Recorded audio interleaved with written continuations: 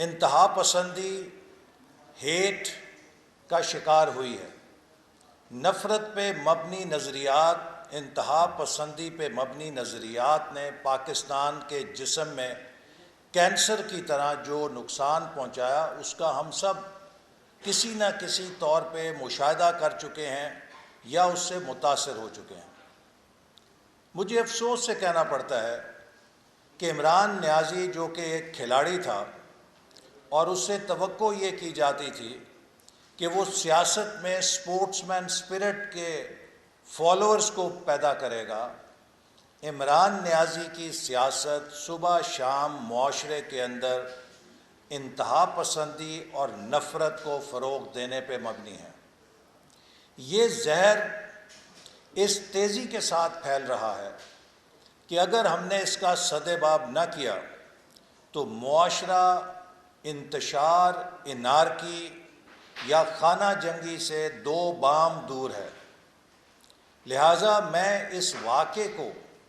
محض ایک واقعہ نہیں سمجھتا، بلکہ اس واقعے کو ایک بہت گہری بیماری کی علامت سمجھتا ہوں کہ جس کا ہمارا معاشرہ شکار ہے۔ یہ چند افراد جس میں خواتین اور بچوں کو آگے کیا گیا اور ہلڑ بازی کرائی گئی، اس سے میری شہرت کو کوئی نقصان نہیں پہنچا، لیکن ان لوگوں نے اس کلچر کی نشاندہی کی جو ان کی قیادت کی طرف سے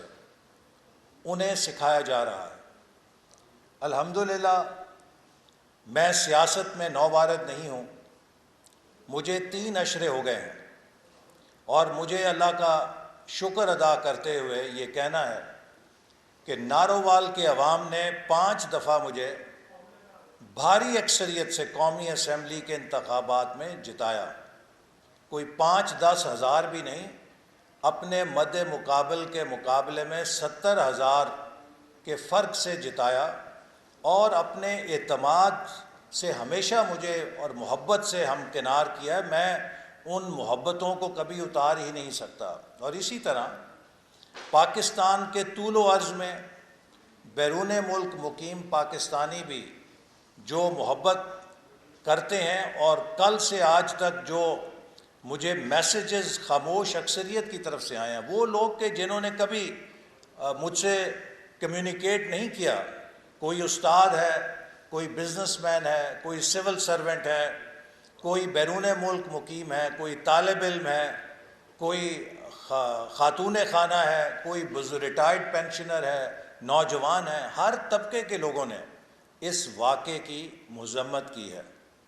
ماں سوائے چند پی ٹی آئی کے ان لوگوں کے کہ جن کا کام صبح شام سوشل میڈیا پہ پگڑیاں اچھالنا یا ادھم مچانا ہے۔ تو میرے پاس بھی 2 راستے تھے۔ قانون مجھے یہ اختیار دیتا ہے کہ میں پاکستان کرمنل جو CRPC ہے یا ضابطۂ فوجداری ہے، اس کے تحت ان کے خلاف کارروائی کر سکتا ہوں، لیکن چونکہ اس واقعے میں خواتین اور بچے انوالو ہیں، میں نے اس قانونی کارروائی سے اجتناب کا فیصلہ کیا ہے، اور میں اس واقعے کو عوام کی عدالت میں ان خواتین اور ان بچوں کے خلاف نہیں، بلکہ اس طرز عمل کو فروغ دینے والی اس قیادت کے خلاف ایک FIR کے طور پہ درج کرانا چاہتا ہوں